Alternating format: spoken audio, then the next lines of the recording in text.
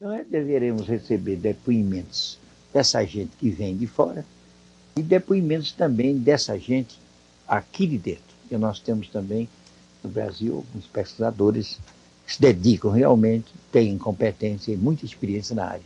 General, esse assunto de discos voadores, né, é um assunto que sempre apaixona muito a população. Mas o que talvez fosse interessante verificar é se os governos de todo o mundo têm apoiado essa questão de pesquisa em torno de objetos voadores não identificados. A resposta a esse respeito, de saída, assim, é negativa, né? Negativa. Os governos não têm apoiado. Nosso governo nunca tomou um passo qualquer para apoiar. Nunca. Saibamos. E estamos mais ou menos por dentro dessas coisas aqui no Brasil, particularmente aqui em Brasília, e nunca tivemos nenhuma informação, nem nenhuma experiência que nos leve a acreditar nisso. Por outro lado, os países outros também não têm brilhado em interesse sobre esses assuntos. Entretanto, devemos dizer que os Estados Unidos já se interessaram muito numa certa época. Desde a morte do capitão Mantell, em janeiro de 1948, até meados, um pouco à frente de 1969, consequência mais de 20 anos, o governo americano levou a termo 3 projetos de pesquisa. Então gastou dinheiro com aquilo, etc. Em 1969 resolveu acabar com os projetos oficiais na área da Força Aérea, mas manteve até hoje um certo apoio bastante razoável às instituições particulares de pesquisa, e azar muito eficientes nos Estados Unidos, MAPA, Unicap, etc. Por outro lado, outros países nós não conhecemos entre eles, a não ser a França. A França criou, já há uns 4 anos, um centro praticamente oficial de pesquisa de discos voadores, no Centro Espacial de Toulouse. Mas acontece que há pouco tempo fomos informados por pessoa da própria embaixada que o novo governo francês talvez extinga isso. E nesse caso ele será coerente com o ponto de vista supermaterialista e informa o socialismo, informa as áreas comunistas. Então ele não é comunista, Mitterrand, mas a filosofia dele é marxista, porque ele é visivelmente socialista dessa área. Apenas não é um leninista, não é um comunista propriamente. De forma que há boatos, já há informações nossas, assim, etc., e que ele vai extinguir ou já extinguiu esse oficial. A Rússia dizem que mantém pesquisa, mas muito sabiamente para eles, né, na área dos clubes de ficção. De forma que, fora disso, oficialmente, nós não conhecemos apoio de nação nenhuma, oficialmente, à pesquisa.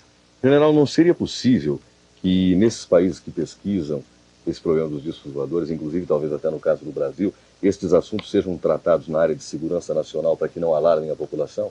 Sim, devia ser ideal. E devia ser ideal, mais do que na área de segurança, devia ser tratado na área científica, para se ver que, afinal, com o tempo, se viria, ou verificar-se-ia, que não seria nem caso para alarmes. Seria um caso para conhecimento e um caso de preparação psicológica para grandes eventos que se pode prever que possam ocorrer nessa área. Mas há um abandono completo do problema que não entra nem na área de segurança, nem em qualquer área. General, algum fato novo com relação a algum aparecimento de disco voador nesses últimos meses? Bom, aqui no Brasil, nós saibamos assim, muito próximos, agora não, mas sabemos que há certo tempo passado houve um encontro muito interessante de 3º grau, aqui perto, e talvez aqui perto da cidade de Unai.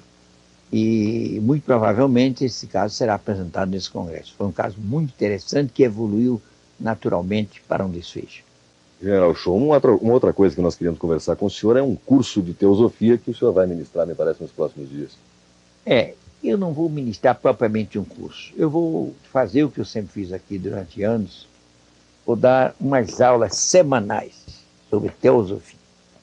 Por que sobre teosofia? Porque nós estamos convencidos, damos teosofia desde os nossos remotos 20 anos, e sabemos que a teosofia, a nosso ver, é a maior mensagem de conhecimento, ciência, de conhecimento, filosofia e de espiritualidade jamais oferecida ao ser humano. isso há mais de 100 anos, e praticamente é desconhecido, mas não é desconhecido pelo vulgo, não é desconhecido por professores de filosofia. Professores de alto grau de filosofia confundem filosofia com filosofia oriental e ficam padanando assim, ignorância sobre esses assuntos. É uma mensagem filosófica, é uma mensagem de um valor extraordinário e que nós então vamos dar umas aulas a partir da primeira terça-feira do mês de abril. A filosofia tem relação com Blavatsky, né? Não tem relação com Blavatsky, não. A Blavatsky foi que lançou a teosofia ao mundo. Então tem mais que relação. Tá certo, então tá. Mas então não estava tão errado mas assim. não. Agora o que acontece é o seguinte, que a Blavatsky foi preparada por dois grandes mestres da grande fraternidade branca dos Himalaias, o mestre Kuthum e o mestre Moria. Ela foi preparada durante 4 anos nos Himalaias. Ela foi uma mulher extraordinária e ela trouxe para o Ocidente a teosofia. Fundou a Sociedade Teosófica em 1875 e até hoje se conhece tão pouco a teosofia como naquela época. Quase não se estuda. Da mesma maneira que se conhece muito pouco ainda a metapsíquica, da parapsicologia, que só tem o nome, parapsicologia, mas ninguém tem coragem de fazer hipóteses realmente científicas abrangentes sobre esse fenômeno. Aliás, o senhor agora me suscita uma curiosidade. A parapsicologia hoje já é uma ciência? Não. Não? Parapsicólogos se metem a dizer isso muitas vezes, muitos deles, mas isso é uma vista relativamente pequena sobre a ciência. Não pode ser ciência um campo em que não há leis definidas, não é? Em que não há uma metodologia científica adequada, produzindo resultados previsíveis. Enfim, as coisas que a metodologia científica indicaria ainda não são propriamente campo para a psicologia. Então não é ainda uma ciência. E é ainda de uma limitação fantástica, que a parapsicologia se prende à metapsíquica antiga, que vem dos do século passado, negou as coisas essencialmente importantes disso, para poder relativamente se adaptar à conjuntura das diversidades do mundo. E adaptou-se, estuda-se superficialmente, e nós tivemos uma prova disso em Londres há pouco tempo, no Congresso. E há muita verificação de coisas já verificadas e já sabidas, e não há hipótese científica nenhuma abrangente dos fenômenos. Logo, não é uma ciência. Se constata o fenômeno, mas não se explica o fenômeno. Não procura explicar. Agora, evidentemente que nós não estamos jungidos. Não vamos dizer que é uma felicidade nós não sermos cientistas. Nós não consideramos cientistas. Mas nós também temos falsa modéstia. Nós temos formação científica. Nós sabemos em que a ciência consiste. Então, nós podemos, cientificamente, explicar o mundo de fenômenos, dizer mesmo de algumas suas leis. Se a ciência se aceitasse os campos de uma paraciência visando a interpretação desses fenômenos, coisa que está num livro nosso, que vamos publicar, já podia dizer até que estávamos num campo quase que científico. Mas a ciência foge, vamos permitir essa brincadeira, que não é brincadeira, a ciência foge como o diabo da cruz, e de fazer uma hipótese sobre a existência da consciência operante fora do organismo físico humano. E por isso ela está parada, perplexa e não sabe explicar nada. Mas não se discute mais, por exemplo, a existência de certos fenômenos como telepatia, telecinese, etc. Isso é mais que demonstrado matematicamente. Segundo os critérios do cálculo de probabilidade, os índices de probabilidade a favor ou contra o acaso, foi a obra gigantesca do professor Ryle na década de 30 e 40. Ele pegou da metapsíquica antiga, do Richer, do Cruz, essa gente toda, e limitou os objetivos, limitou muito. Limitou a fatos que ele podia considerar fatos de quantidade. Porque assim ele podia submeter o instrumento estatístico, que já informava, já estava no campo da física nuclear, da física. Então, provou, pelos índices estatísticos obtidos, pelos fatos de quantidade, que o fenômeno existe em todo ser humano. Todo ser humano possui qualidades, digamos assim, um tanto desconhecidas ainda para a psicologia clássica. General, uma preocupação que às vezes nós, como pais, temos é exatamente isso. Diante desta nova realidade, como educar os filhos? Porque a gente antigamente era educado dentro dessa educação formal da escola, né? E esta parte psíquica, esta parte desses nossos poderes mentais, tais como telepatia, etc., eram atrofiados e esquecidos, né? E inclusive negados, né? Sim. Às vezes a criança tinha manifestações desse tipo e o pai dizia, não, isso é uma bobagem, esquece, é besteira. E como é que se age hoje dentro dessa nova realidade? Como é que se desenvolve isso nas crianças? Bom, nós temos uma experiência muito vivida com os nossos próprios filhos. Somos 4 filhos, todos eles nessa área super arejados e nós nunca inoculamos nele nem coisas avançadas demais, nem coisas avançadas de menos. O que acontece é o seguinte, que a nossa sociedade vive uma época ainda de restrições devido a duas grandes causas. Primeiro, a religião. As ortodoxias religiosas limitam o homem de uma maneira extraordinária. Um ser que seria obra-prima de Deus, etc., mas tão fraco que caiu logo de saída e ficou por aí afora pecando, precisando de salvação, e fica nessa coisa. Para salvar, essas são as religiões. Então, criando preconceitos em relação a certos aspectos superiores da própria vida. Tanto que foi muito comum, durante muito tempo, a igreja primar em admitir que esses fenômenos fossem de caráter luciférico, demoníaco. Nós temos livros de certo gabarito, de um cidadão demonstrando isso, ou procurando demonstrar isso. Então, agora, a igreja está mais calma. Evoluiu para outro caminho. Então, começou a prestigiar parapsicólogos para tratar dos assuntos que hoje estão filiados à escola materialista. Então, o que é essa coisa? Psicólogo católico que se filia à concepção materialista. Por quê? Porque não convém demonstrações de sobrevivência e atividades de outros planos da vida, a não ser nos moldes clássicos dos dogmas. Bom, então, a nossa sociedade é moldada mais ou menos nessa inspiração religiosa. Por outro lado, acontece coisa parecida com os cientistas. Os cientistas se fixam nas normas, nos cânones já estabelecidos, e se esquece que a evolução da ciência sempre foi feita através de transformações de pioneiros que jogavam para a frente a cartada. Tanto que se diz, como vamos dizer, a ficção de um século é a realidade do outro. Mas atualmente não está assim. Então o psicólogo, o cientista acha que a obra-prima superior que a vida pode oferecer é o cérebro humano. Tudo depende das funções do cérebro. O amor, a inteligência, a consciência, tudo são superestruturas que vêm daí. Então, preconceituosamente se fixam nos cânones científicos e criam limitações. E a sociedade fica assim, fugindo desses fenômenos. Mas a coisa está de tal maneira impositiva que uma mensagem como essa que nós vamos procurar divulgar, a teosófica, que é uma mensagem absolutamente abrangente, científica e espiritual, mas não ligada a nenhum dogma religioso, a nenhum preconceito religioso, uma mensagem de conhecimento não só desse plano físico, onde a ciência pontifica, porém também dos planos superiores, onde o psiquismo se desenvolve tranquilamente, buscando a espiritualidade maior. Então, quando essas ideias novas, começadas pelo movimento espírita do século passado, que agora também o movimento espírita também está um tanto limitado, mas começou esse movimento do século passado, a sociedade caminhar nesse rumo, a educação vai se abrindo, etc., para o homem de amanhã, informando o homem de amanhã. Então nós dissemos, no nosso ambiente nós temos 4 filhos educados sobre essa vista, sem religião nenhuma, e todos são religiosos. Como nós também, nós não temos religião qualquer, então somos religiosos e pensamos na universalidade do Cristo. Quer dizer, nós temos nessa altura que evitar os preconceitos, não negar as evidências e ousar mais, né? E ousar mais e ir à frente. É como nós fazemos, nós temos vantagem de não ser cientista, mas temos a certeza que temos formação científica e podemos conversar com cientistas. Agora mesmo, estávamos tendo o prazer de conversar com um físico, um japonês que estava aí fora, estávamos conversando sobre esses assuntos. Beleza.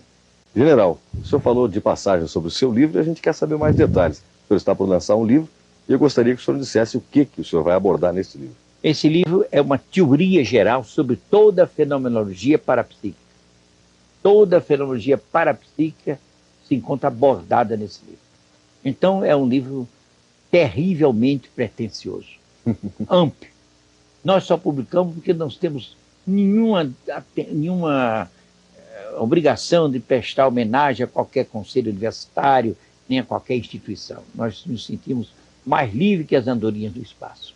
De forma, nós estamos publicando um livro muito pretensioso, porque é de uma amplitude formidável, tem uma inspiração inicial teosófica, mas nós não chegamos lá. Nós conversamos debaixo do universo material e físico, passamos por um universo de outro nível hiperespacial e depois passamos por um universo integral superior, onde se estudam os valores superiores que enobrecem o ser humano, que nós chamamos de universo integral.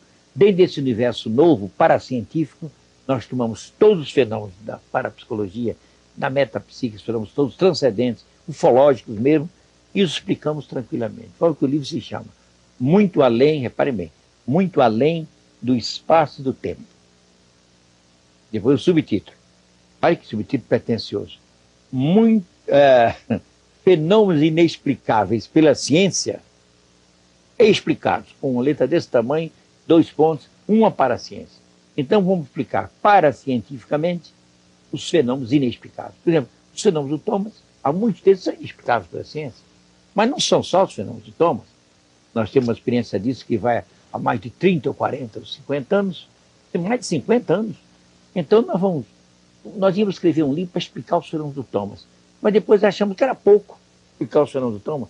Escrever tanta coisa sobre o universo paracientífico para depois explicar só os fenômenos do Thomas, não. Então nós vamos fazer um livro maior, que não vai ser muito grande, porque nós não procuramos justificar os fenômenos.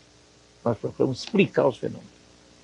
General, há pouco tempo atrás, revendo um filme antigo, que se não me engano, chamava-se O Dia em que a Terra Parou, uma coisa assim.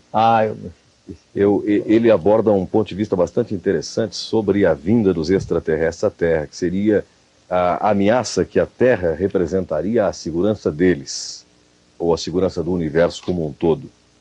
O senhor acredita, dentro das suas pesquisas, que os discos voadores venham à Terra em função disso? Não. Acredito que não, até certo ponto. Mas acredito que haja uma relação, viu? Uma conotação qualquer, com respeito ao avanço realmente desequilibrado que o ser humano fez. Porque o homem, viu, está muito abaixo, moral, espiritualmente, do que ele já realizou no domínio do poder, através do domínio da energia atômica. Até a propósito disso, nós recordamos o primeiro livro que nós lemos, liberado pelo governo americano, intitulado assim, Atomic Energy for Military Purpose. Energia atômica para fins militares. Pois bem, lá, primeira experiência da bomba atômica em New México, tem uma consideração desse tipo.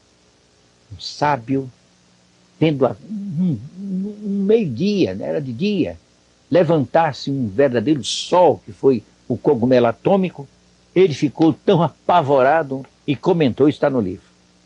E eu fico impressionado, preocupado. Naturalmente ele tem formação religiosa, protestante, luterana, essa história de Deus e tal, coisa. Então diz, pensando que Deus pode ter raiva.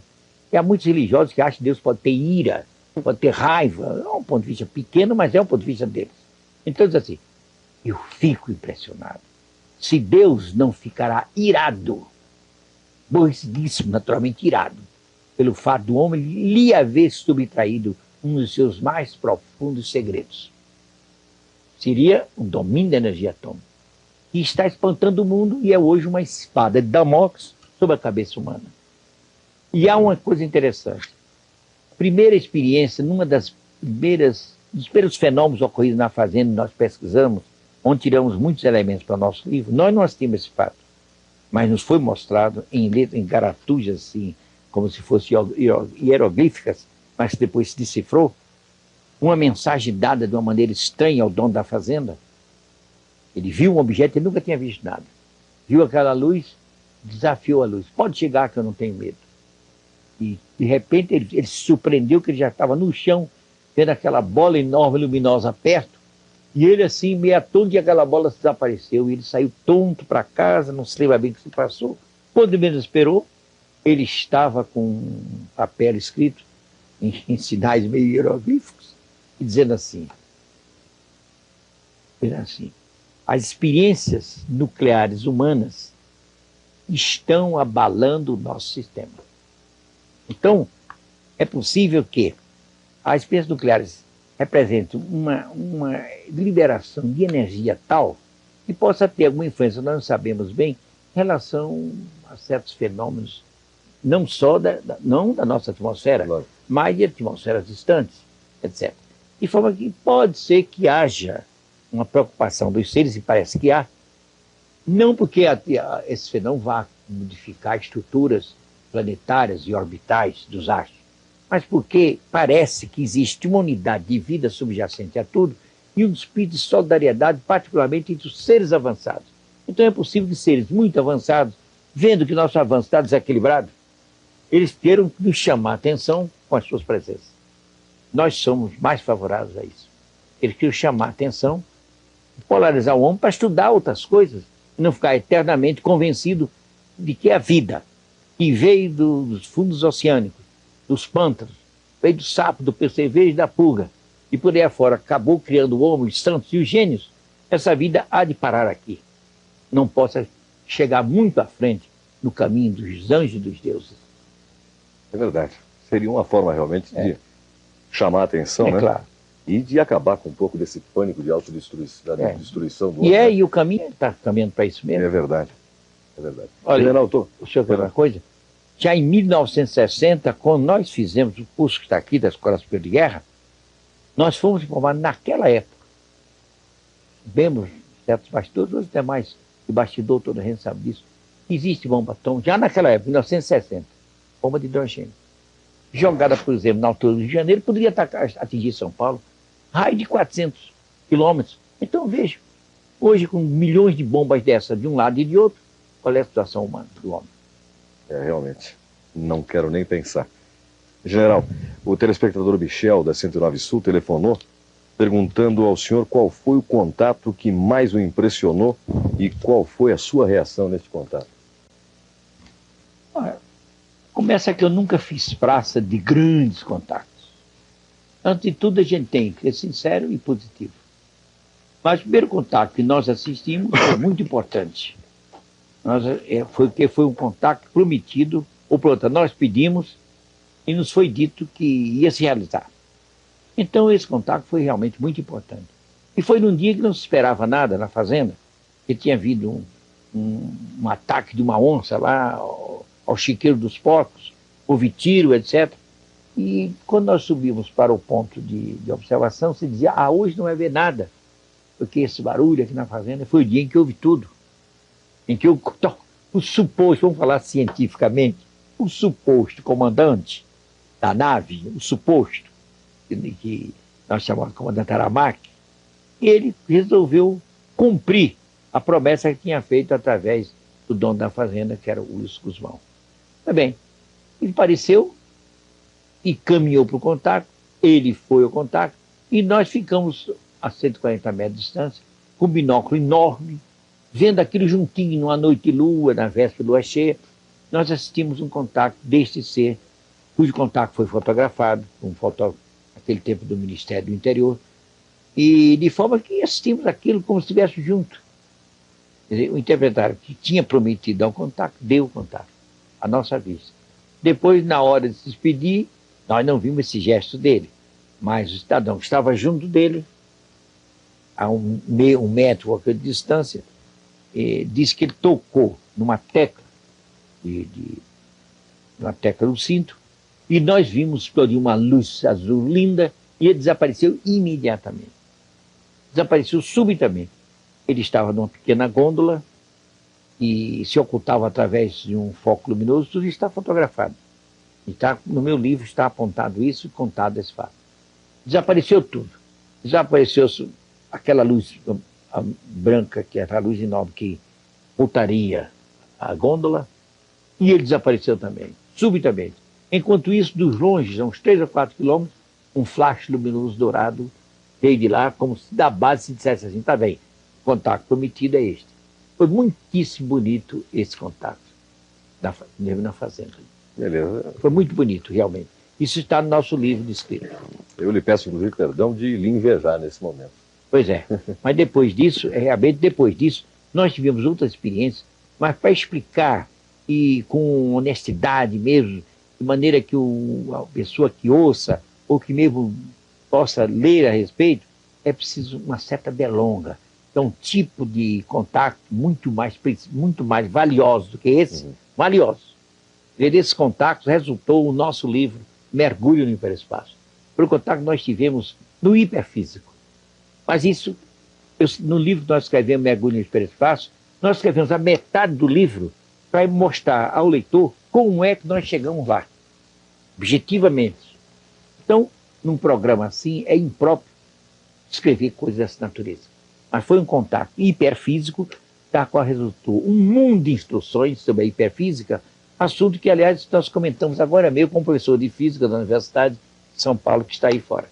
Então, uma coisa fantástica pelo fruto que fez. É um livro que está correndo o mundo, já foi traduzido em inglês, talvez seja publicado nos Estados Unidos, e está tendo assim, uma aceitação muito maior do que nós podíamos esperar. Nós queremos agradecer a presença do general Uchoa em nosso programa e, evidentemente, ao final desta nossa entrevista, não poderíamos deixar de reforçar a realização do 2º Congresso Internacional de Ufologia, que vai ser realizado aqui em Brasília de 17 a 21 de abril. E o general Uchoa é o presidente de honra desse congresso. Então eu gostaria que ele, ao final dessa entrevista, falasse um pouquinho sobre esse congresso, convidando a população também a participar dele. Bom, este é o 2º Congresso Internacional de Ufologia. O primeiro nós realizamos de 26 a 30 de outubro de 1979. E agora, 3 anos e meio, quase, depois, nós vamos realizar o segundo. Atualmente, esse congresso não é da nossa responsabilidade pessoal, se bem que estejamos eminentemente ligados a ele e muito distinguidos pela condição de presidente de honra do congresso. De forma que vai haver congresso a realizar-se 16, 17 a 21 de abril. Há conferencistas internacionais que vão nos visitar, estarão aí em conferências, conferencistas também brasileiros, pesquisadores de toda a natureza, e mais do que isso, esse congresso vai também ser mais do que isso, vai ser também um festival que nós chamamos do Homem do Terceiro Milênio. Nós temos aqui uma demonstração, olha aí, e também será o 2º festival para o Homem do Terceiro Milênio, uma espécie de trato, uma cultura alternativa, isto é, avançada, atípica em relação ao homem de hoje. Então vamos ter cursos paralelos, além de exposições de arte, e documentos sobre os discos, exposições de objetos e até de figuras interpretadas, como nosso amigo acabou de mostrar aqui. Nós vamos ter também cursos paralelos de arqueologia esotérica, de parapsicologia e assim por diante. De forma que esperamos que a população de Brasília nos apoie nessa iniciativa e aproveite essa oportunidade, todos, particularmente aqueles que têm formação universitária, cientistas, para se darem conta de que não é possível silenciar, ficar indiferente perante um fenômeno, talvez um dos mais importantes dos fatos da história do homem. Um fenômeno que desafia a ciência atual, porque ele realmente vai levar a uma transformação grande. Então, um alvorecer de uma ciência nova, que será, quem sabe, a grande ciência do futuro milênio. Então, general Uchoa, nos acompanhe. Mais uma vez, muito obrigado pelo seu comparecimento ao nosso programa.